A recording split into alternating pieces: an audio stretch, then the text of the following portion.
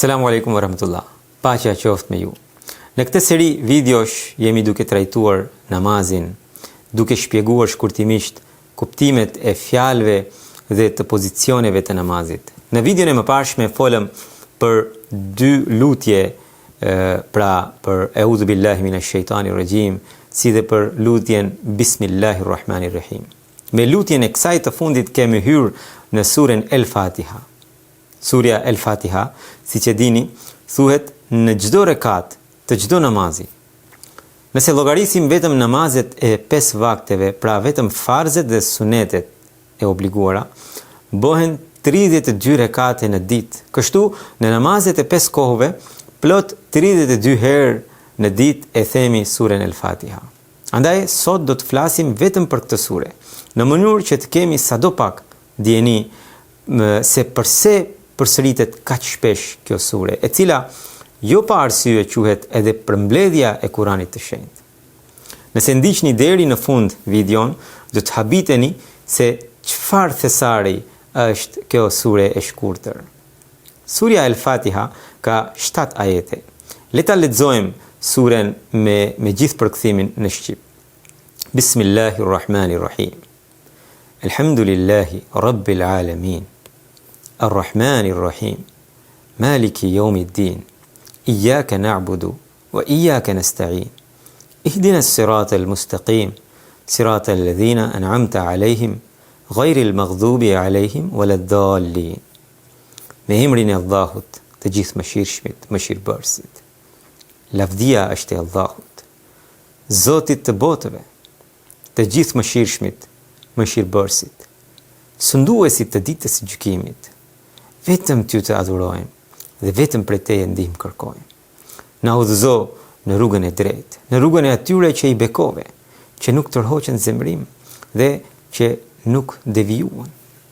Këto 7 ajete ose 7 vargje të El-Fatihas, në pamje të parë shpalosin 4 cilësitë e Zotit të Madhrishëm, siç mund ta shikoni këtu, një betim të adhurimit ndaj tij, dhe një kërkesë për ndihmë prej tij dhe gjithashtu një kërkesë tjetër për udhëzimin me gjithë detajet se si duhet të jetë udhëzimi. Kjo sure fillon me ajetin Bismillahirrahmanirrahim, me emrin e Allahut të gjithë mëshirshmit, mëshirbërësit. Dhe për këtë pjesë, pra për këtë lutje, që është edhe ajeti i parë i kësaj sure, kemi folur në videon e mëparshme. Kemi thënë shkurtimisht edhe dallimin mes mëshirës që vjen nga Ar-Rahman, pra i gjithë mëshirshmi, dhe mëshirës që vjen nga Ar-Rahim, pra mëshirbërësi. Më pas vijojnë me fjalët Elhamdulillahi, pra lavdia është e Allahut, ose falënderimi i takon Allahut. Fjala hamd ka edhe kuptimin e lavdis edhe të falënderimit. Dhe kjo lavdi lidhet me të 4 cilësitë e Zotit që janë përmendur më pas, pra në këtë sure. Kur themi Elhamdulillah, pra lavdia është e Allahut, ka të dyja kuptime. Pra lavdia në të vërtetë i takon vetëm Allahut, sepse ai është Zoti i të gjitha botëve. Pra Zoti është i lavdëruar i vërtet. Dhe dyta, lavdia e vërtet është ajo që bën Allahu. Lavdi të tjera që nuk përputhen me lavdinë që ka bërë Zoti janë të rreme dhe do të asgjësohen. Kështu, po Zoti është lavdëruesi i vërtet. Është interesante që profeti Muhammed sallallahu alaihi wasallam ka 2 emra që janë përmendur në Kuranin e shenjtë, që pasqyrojnë të dyja këto kuptime të hamdit, pra të lavdërisë. Pra ai quhet Ahmed, që do të thotë ai që lavdëron shumë. Pra pikërisht Ahmedi sallallahu alaihi wasallam e ka lavdëruar Allahun siç duhet. Xhamati musliman Ahmedia quhet Ahmedi pikërisht me këtë kuptim, sepse kjo është epoka kur përmes këtij xhamati do të lavdërohet Allahu dhe profeti i tij në mënyrë të denjë.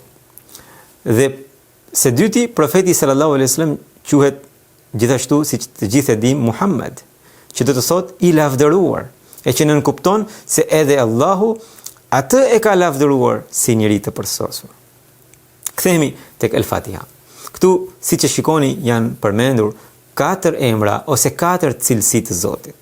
Dhe këto cilësi, si të thuash, janë ama ose burimi i të gjitha cilësive të tij të tjera që janë përmendur në Kuranin e Shenjtë. Pra, Zoti e prezanton veten për njeriu me këto 4 cilësi, në të cilat nëse thellohemi, do të habitemi se çfarë thesari janë këto. Këto 4 cilësi tregojnë hapat e çdo lloj krijimi, qoftë material, qoftë shpirtëror, qoftë krijimi në universi, qoftë atë të njeriu, dhe deklarojnë se në çdo hap të krijimit lavdia i përket Allahut që ka këto 4 cilësi. Lavdia është e Allahut, Rabbit të botëve. Fjala arabe Rabb zakonisht e përkthejmë Zot, por kuptimi kryesor i kësaj fjale është të krijosh diçka dhe ta çosh atë shkallë drejt përsosmërisë. Pra, këtë kuptim e jep fjalori. Vetë Kurani i Shenjtë këtë fjalë e përdor edhe për prindërit. Pra, i mëson besimtarit të lutet për prindërit me këtë fjalë. Rabbirhamhuma kama rabbayani saghira. Dhe më thënë, o Rabbi im, më shiroj prindërit e mi, ashtu siç ata janë treguar Rabb, kur unë isha i vogël. Duke përdorur fjalën bot, pra Rabbi i botëve, në shumës, thellësia e kuptimit rritet në mënyrë eksponenciale. Kjo tregon se ekzistojnë pafundësi llojesh të botëve. Vetëm te bota fizike shohim botën kozmike, botën mikroskopike, bota e kafshëve, bota atmosferike e tjera. Më pas shohim botën e ndërgjegjes, botën e njerëzve, botën e një njeriu të vetëm, botën e gjithë secilit prej nesh. Kështu pafundësi botësh. Për të gjitha këto botra, ky ajet na thot se lavdia është e Allahut që i krijoi për të sjellë ato shkallë drejt përsosmërisë së tyre. Nëse ti shkon me një gjendje dëshpëruese te Zoti, ky ajet që në fillim të jep mesazhin shpresëdhënës që ky Zot është aq i plotfuqishëm sa mund të krijojë një botë të re për ty. Sa e fuqishme bëhet vetëm fjalia e parë e kësaj lutje. Pastaj përsëriten cilësitë Ar-Rahman dhe Ar-Rahim, dhe lavdia vjen edhe duke ju referuar këtyre cilësive. Pra lavdia është e Allahut, Zotit të botëve, të gjithë mëshirshmit, mëshirbërësit. Duke ju referuar ajetit Bismillahirrahmanirrahim, kam shpjeguar shkurtimisht dallimin midis dy lloje të mëshirave të Zotit, dhe u tha që Ar-Rahman është mëshira e përgjithshme e Zotit që vjen pa kërkuar, kurse Ar-Rahim është mëshira e tij e veçantë, që vjen për shkak të veprave apo të lutjeve të robit. Në videon e mëparshme ju shpjegova ndikimin e këtyre dy cilësive në botën lëndore, në botën materiale.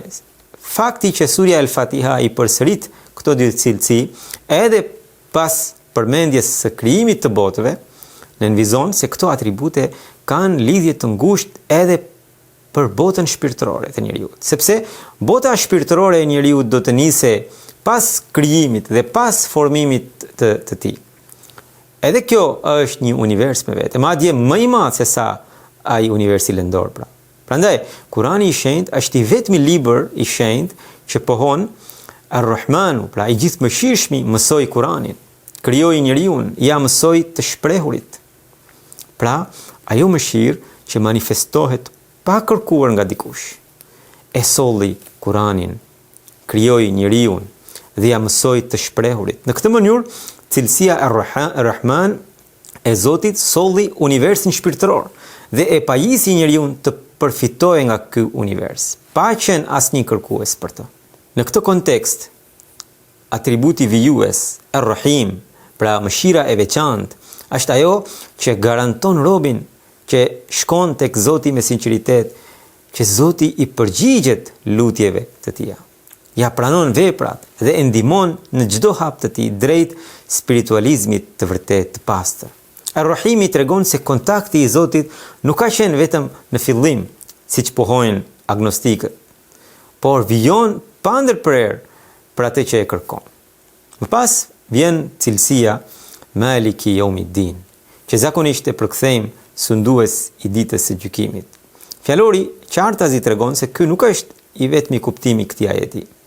Fjala din, që këtu zakonisht e përkthejmë si gjykim, pra Yawmuddin, dita e gjykimit. Sipas fjalorit ka 15 kuptime: shpëblim, llogaritje, fitore, strategji, fe, gjendje, vendim e tjera janë ndërkuriosoret. Kështu kuptimi i ajetit është edhe ky që ai sundon rezultatet. Që në këtë botë ai është pronari dhe sunduesi i çdo gjëje.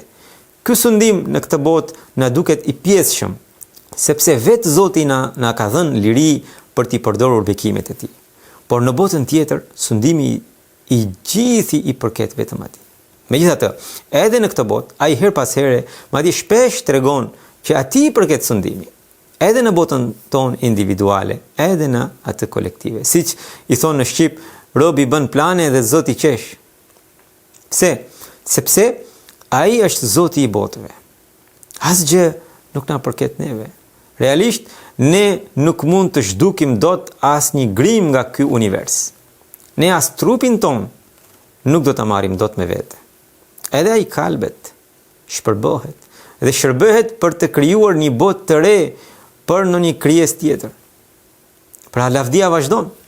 Edhe shkencërisht është e provuar që asgjë në univers nuk fshihet asnjëherë plotësisht, por vetëm transformohet.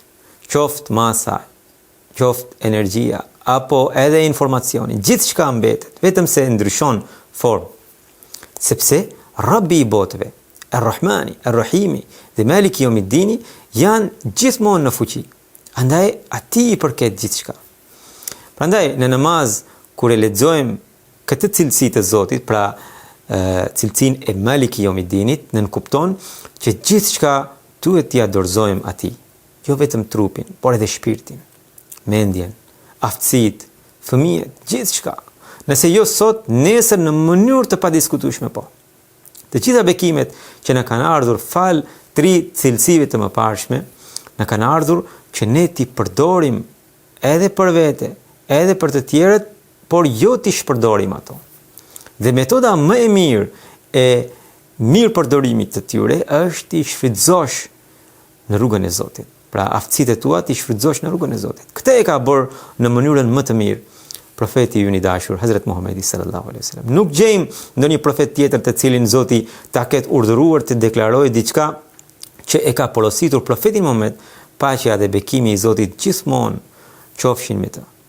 Në Kuranin e shenjtë, Zoti e porosit profetin alayhis salam të deklarojë: "Qul inna salati wa nusuki wa mahyaya wa mamati lillahi rabbil alamin." Thuaju, sigurisht namazi im, sakrificat e mia, jeta ime dhe vdekja ime janë për Allahun, Zotin e botëve.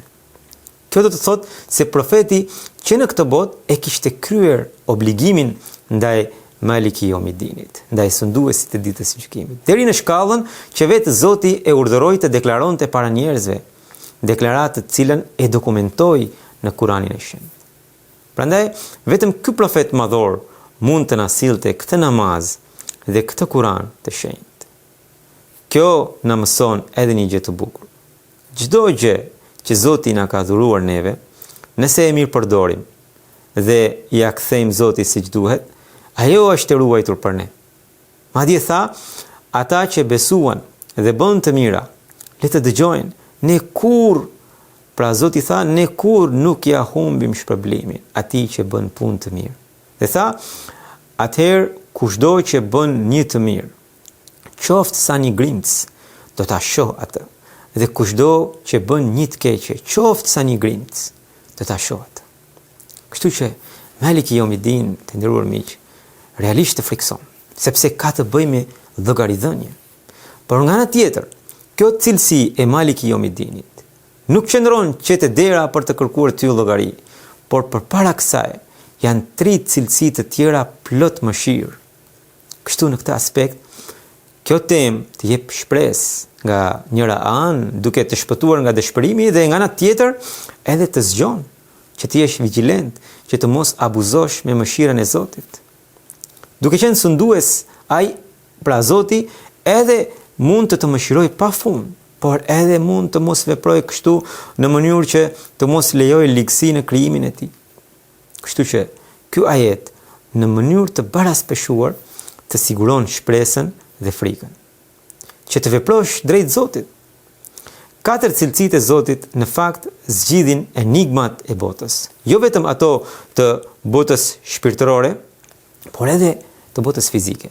Themeluesi i Xhamatit Musliman Ahmedia, Hazrat Mirza Ghulam Ahmedi, Imam Mehdiu alayhi salatu wassalam, ka bërë komentim tejet të thellë me qindra faqe të kësaj sureje dhe sidomos të këtyre katër cilësive të Zotit. Në shqip kemi përkthyer komentimin e bërë nga Hazrat Kalifi i dytë i Xhamatit Musliman Ahmedia. Allahu e mëshiroft.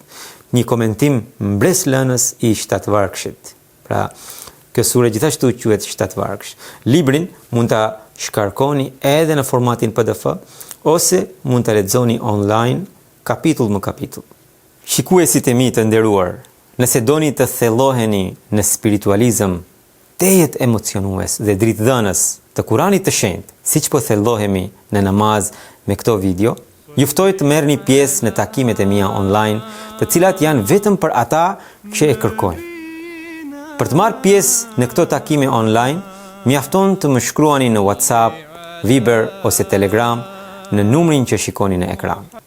Pasi njihemi me këtë Zot që është krijuesi dhe zhvilluesi i botëve, i gjithëmëshirshmi, mëshirbërësi dhe sunduesi i rezultateve, në mënyrë të vetëvetishme, shpirti ynë dëshiron ta adhurojë atë.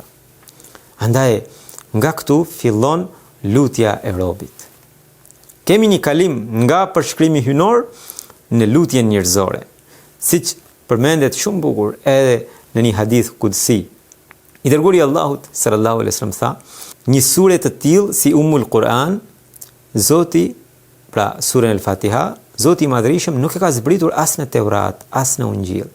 Ajo gjithashtu është shtatvargshi i përsëritur dhe rreth saj Zoti më tha mua, tha profeti, ajo është e ndarë në mënyrë të barabartë midis meje dhe robit tim.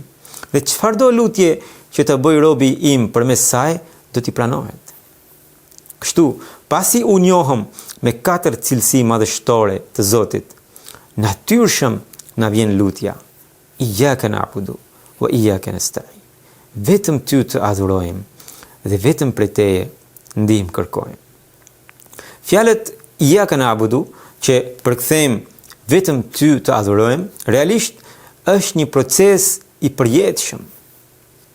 Po deklaron që ti ndjek vetëm Zotin në adhurim.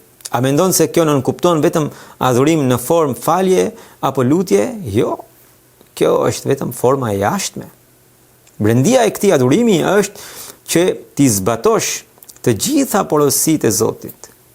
Për shembull, Zoti thot në Kuranin e Shenjtë, njeriu nuk do të ketë asgjë përveç përpjekjes së tij. A ke bërë gjithë përpjekjen e nevojshme për shkollë, për punë, për të mbajtur familje, etj., sepse këto janë obligime jo vetëm njerëzore, por edhe vetë nga Zoti. Ky është vetëm një aspekt. Ju mund ta lexoni një komentim mbreslënës te faqja jonë e Kuranit të Shenjtë, duke bërë pauzë që shpjegon çfarë do të thotë ibadet ose adhurim. Pra iyyaka na'budu, kjo na'budu vjen nga ibadet. Çfarë do të thotë kjo fjalë? Me pak fjalë, në dritën e kuptimit të fjalëve që janë në arabisht, këtu adhurim nënkupton ta pastrosh zemrën pak e nga pak. Aq mirë sa që atje të fillosh ta shohësh Zotin. Edhe profeti Muhammed sallallahu alaihi wasallam e ka shpjeguar diku këtë temë. Tha, ta adhurosh Zotin sikur e sheh atë. Dhe nëse nuk arrin ta shohësh atë, atëherë të jesh i vetëdijshëm se ai të sheh ty. Dhe nga që kjo pikërisht është detyra më e vështirë, vjen pjesa tjetër e lutjes. Wa iyyaka nasta'in. Vetëm prej teje ndihmë kërkojmë. Padyshim që ne i kërkojmë ndihmë Zotit edhe për çështjet e përditshme, për brengat, për vështirësitë e jetës e të tjera, por mbi të gjitha na duhet ndihma për ta përmirësuar veten, për ta adhuruar Zotin ndjenjësisht. Kjo frazë që po flasim mund të jetë edhe si deklarat, por me këtë i themi Zotit, o Zot, nuk kemi derë tjetër për ta trokitur. Pasi të gjitha gjërat janë mjetet e tua.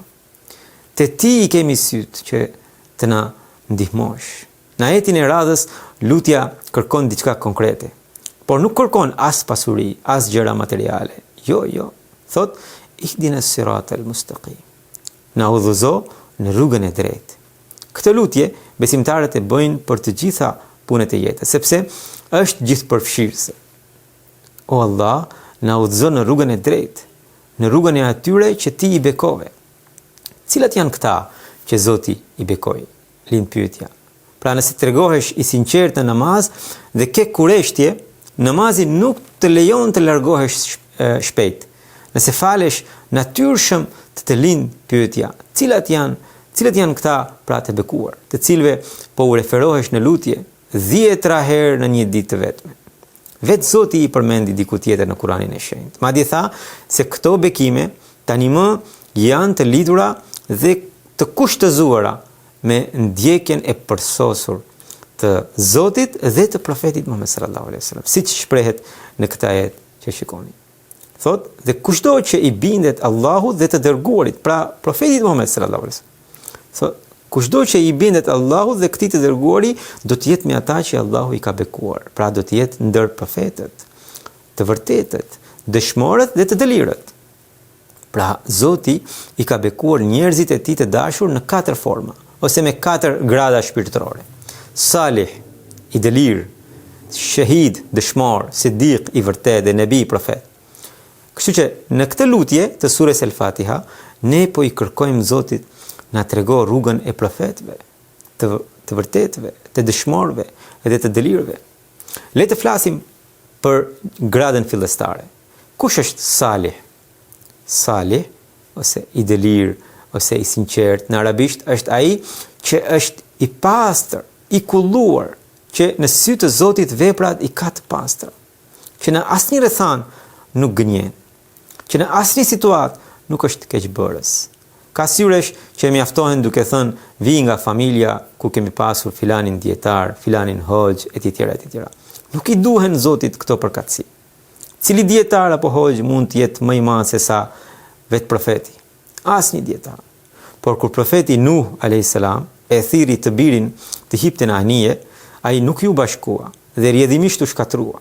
Pavarësisht se ishte i biri i një profeti, Zoti i tha këtij profeti, ai nuk i përket familjes sate, sepse innehu amalun ghayru salih. Ai nuk e ka pasur veprën salih. Pra, ai ka vepër jo të pastër. Në Kur'an shpesh përdoret kjo fjalë me të fjalshin wa amilus salihati, ata që bëjnë vepra të mira. Kështu që edhe grada më e vogël ka një standard shumë të lartë. Në këtë mënyrë, nëse ngjitemi më lart, vjen niveli i dëshmorëve. Cilët janë dëshmorët? Dëshmori është ai që jep jetën, por nuk e prish besimin. Po kështu dëshmori është ai që sakrifikohet duke mbrojtur atë dheun. Profeti alayhis salam tha, a dhe dashuria është pjesë e besimit. Më pas është niveli i siddiqut, që në shqip nëse përkthejmë fjalë për fjalë do të thotë i vërtet. Për atë që është në gradën e të vërtetit, pra në gradën e siddiqut që shpjegon Kurani, nëse thua se ai nuk gënjen, është njësoj si të thuash për një kampion olimpik në atletik që ai bën gjimnastikën rregullisht. Pra është fyese kur thua për një kampion botëror të vrapimit që ai bën gjimnastikën rregullisht, sepse ai nuk stërvitet thjesht. Ai kushton çdo frymarrje e shpejtësisë, çdo agim e gjen në stërvitje, duke sfiduar kufit e tij me vendosmëri të palëkundur. Në të njëjtën mënyrë, siddiqu që flet Kurani është tepër i lartë nga thjesht të thënit të vërtetën. Ai edhe mendimet i ka të vërteta, edhe veprat i ka të vërteta. Jo vetëm fjalët, aq i vërtetë është ai, saqë edhe kur thot diçka me shaka, Zoti ka sedër për të dhe ja përmbush fjalën. Pra ai është veli i Zotit, por nuk është profet. Pas kësaj vjen grada e profetit. E profeti është një botë me vete. Aty manifestohet në mënyrën më të mahnitshme të 4 cilësitë të Allahut që përmenden në fillim të surës El-Fatiha. Por kjo është një temë tjetër. Këto grada padyshim janë shpirtërore, por ka edhe një këndvështrim tjetër, pra një interpretim të këtyre gradave në fushën e dijes, në fushën e shkencës, Në këtë rast shikohet se sa dobi prurës është njeriu për njerëzimin.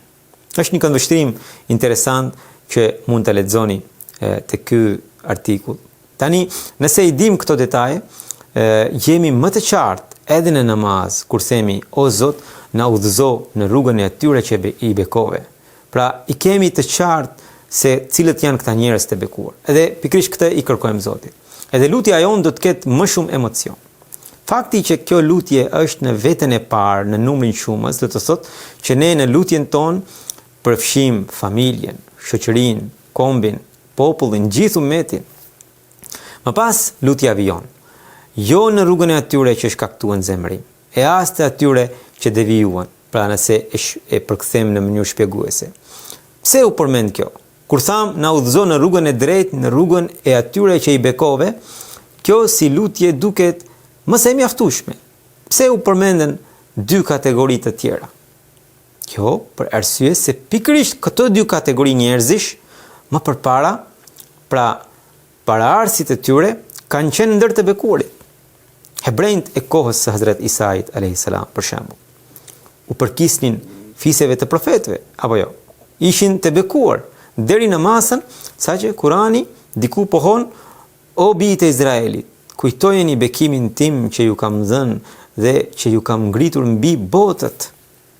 Dhe diku tjetër tha, dhe kujtojeni kur Musai i tha popullit të vet, o populli im, kujtojeni bekimin e Allahut që keni mbi vete, kur ai caktoi profet mes jush, ju bëri mbretër dhe ju dha atë që nuk i dha askujt në përbot. Kështu gjen plot ajete në Kur'an, por sa herë që u erdhi ndonjë profet prej Zotit këtyre të bekuarve, pra këtyre njerëzve që u quajtën të bekuar, shumica e këtyre që deri më parë quheshin të bekuar prej Zotit, e shan profetin, e persekutuan, tentuan ta vrisnin, u treguan mendje më dhënë përpara vendimeve të Zotit. Madje kur patën pushtet, i ke shtrajtuan edhe bashkosit e tyre, popujt e tjerë. Andaj, Kurani i paralajmëron muslimanët që mund të jeni të bekuar, por kujdes, edhe të bekuarit mund të gabojnë rënd. Aq rënd sa mund të shkaktojnë zemërimin, edhe të Zotit, edhe të njerëzve. Pra, nuk është vetëm zemërimi i Zotit, nganjëherë shkakton edhe zemërimin e masave kur kalon çdo kufi. Surja El-Fatiha nuk e përmendi ata që shkaktuan zemërimin tënd o Zot. Ne kështu e përkthejmë nganjëherë për të shpjeguar. El-Fatihaja e ka lënë të hapur duke parashikuar që po të bekuarit kur bëhen me një mëdhenj, jo vetëm që shkelin të drejtat e Zotit, por edhe të njerëzve. Dhe rrjedhimisht shkaktojnë edhe zemërimin e Zotit, edhe zemërimin e njerëzve. Pas kësaj, është edhe një kategori tjetër të devijuarit. Cilët janë këta?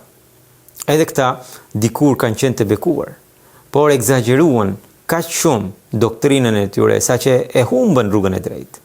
Në vend të Zotit të vetëm filluan të adhuronin robrit e Zotit. Prandaj, pa këtë pjesë, lutja e udhëzimit do të ishte jo e plot. Kjo sure, siç e thash në fillim, nëse falim 5 vakte bashkë me rekatet farz dhe sunetet, pa përfshirë nafilet, plot 32 herë në një ditë të vetme e bëjmë këtë lutje. Në këtë lutje kryesore, nëse Zoti i Madhërisëm i paralajmëroi muslimanët që kërkoni udhëzimin që patën njerëzit e bekuar dhe mos ju përngjani atyre që shkaktuan zemërim, e as atyre që devijuan, do të thotë që ndër muslimanët do të ishin jo pak që do t'i ndiqnin hapat e këtyre dy të fundit. Në këtë mënyrë, kjo lutje kthehet edhe në profeci. E ka thënë profeti Muhammed sallallahu alaihi wasallam, gjë që përmendet në një hadith të famshëm i dërguari i Allahut sallallahu alaihi wasallam, duke ju drejtuar muslimanëve, tha, ju do të ndiqni popujt e mëparshëm hap pas hapi. Nëse ata do të kenë hyrë në vrimën e xhapikut, edhe ju do të hyni në ta. Sahabët e pyeten, o i dërguari i Allahut, me popujt e mëparshëm, e ke fjalën për hebrejtë dhe të krishterët? Kush tjetër ju përgjigj i dërguari i Allahut sallallahu alaihi wasallam? Në Buhari përmendet kjo profeci. Në këtë këndvështrim, gjithçka që është përmendur në Kur'an për bijtë e Izraelit nuk mbetet më thjesht një histori, por kthehet në profeci. Andaj, kur lexojmë Kur'anin e Shenjtë, ngjarjet e ndryshme, ato nuk janë histori, por edhe profeci. Do të habiteni sa i thellë është ky libër i shenjtë për surën El-Fatiha. Edhe sikur të flasim për ditë të tëra, nuk mund të përmbledhim dot temat e saj. Jo më në një video të shkurtër si kjo. Ju ftoj ta lexoni komentimin e surës El-Fatiha që është përkthyer në gjuhën shqipe. Mos harroni, nëse doni të mësoni fjalët e namazit, mund të mësoni nga kjo video. Kurse ne do të vijojmë me videon e radhës për sa i përket shpjegimit të namazit, ku do t'ju sjell shpjegimin e rukus, pra pozicionit të përkuljes në namaz dhe domethënie të thella të lutjes që themi në ruku. Andaj, më ndiqni për videot e ardhshme. Faleminderit për vëmendje.